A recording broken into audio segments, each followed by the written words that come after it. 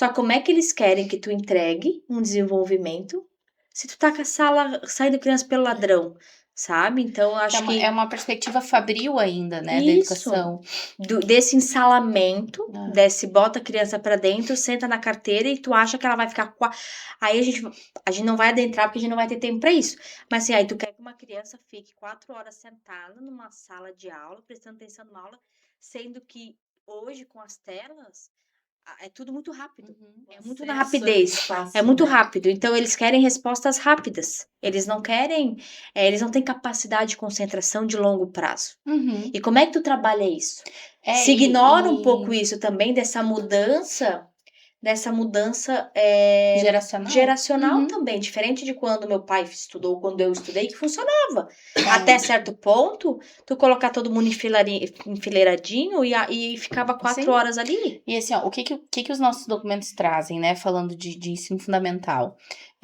A gente precisa fomentar a leitura, fomentar a concentração, a atenção. Tudo isso a gente precisa fazer, tudo isso a gente faz. Mas a gente tem objetivos de currículo mesmo, Uhum. que já levam a educação para discussão, para os debates, para problematização dos assuntos. Por quê? Porque os estudantes precisam desse movimento. Se a gente for olhar para a nossa educação, nós também precisávamos lá Uhum. atrás. Quais eram as aulas? Eu tinha uma professora de história que era que eu nunca gostei de história. Eu aprendi a gostar de história depois de adulta, mas eu amava as aulas da professora Margarida, porque a gente conversava. Ela jogava um tema e era se Aqueles virem. debates, Vamos ver onde é que né? vocês chegam. É. Então, assim, a gente também precisava desse Uhum. espaço, só que a gente não tinha. E numa época de educação mais coercitiva, porque a gente avançou nesse Uhum. sentido, a gente não tinha e a gente ficava bem quietinho e tinha aula que o professor dava, Uhum. né? Então, assim, a gente também precisava desse movimento, mas Uhum. era uma geração que ainda se aquietava mais diante Uhum. das circunstâncias. O que os nossos documentos trazem? Essa geração não vai se aquietar. Não vai. E aí a gente precisa pensar, como é que a gente vai dialogar no sentido da gente ter uma discussão de conhecimento científico, porque eles Uhum. precisam aprender o conhecimento científico na escola, mas que metodologias a gente vai usar? Quais são as abordagens?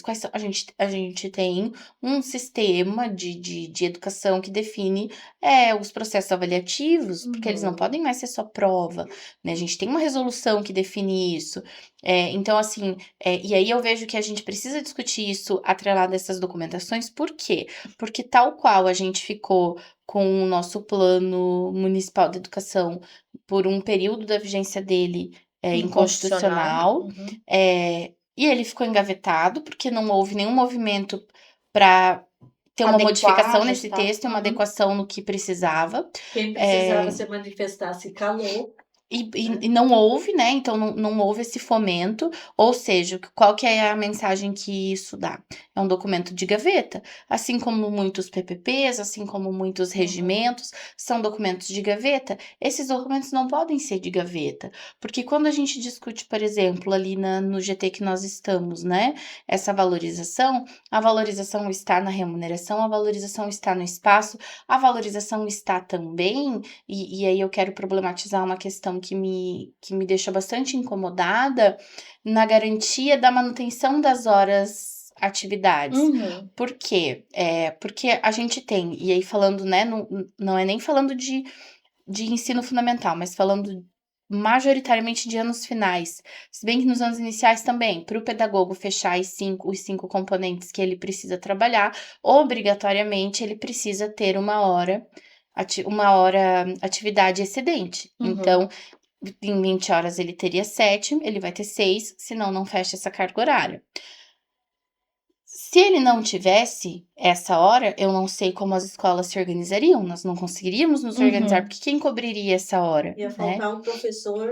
De uma aula, 1 hora.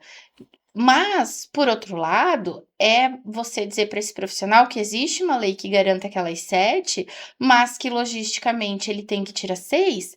Ai, mas ele recebe, Thalita. Ok, ele recebe, o ponto não é esse, mas ele não pode escolher receber ou não aquela hora. Sim. Eu acho que tu levanta uma bola que é essa discussão inclusive, dos vínculos dos profissionais. Por exemplo, Uhum. a gente tem, a nível nacional, uma precarização dessas relações de trabalho. Então, assim, o que que seria o ideal numa escola pública? Que todos os profissionais fossem lotados, que eu sei que tu, Uhum. como gestora, sabe que tu vai começar o ano com X professoras na tua unidade, porque Isso. elas são da tua unidade, né? Não é aquela coisa, vai chegar em abril, tu ainda não recebeu a professora de ciências, porque ela é uma professora em contrato temporário e que às vezes não vai escolher a tua unidade, porque ela é uma unidade que não tem uma logística de ônibus, por exemplo.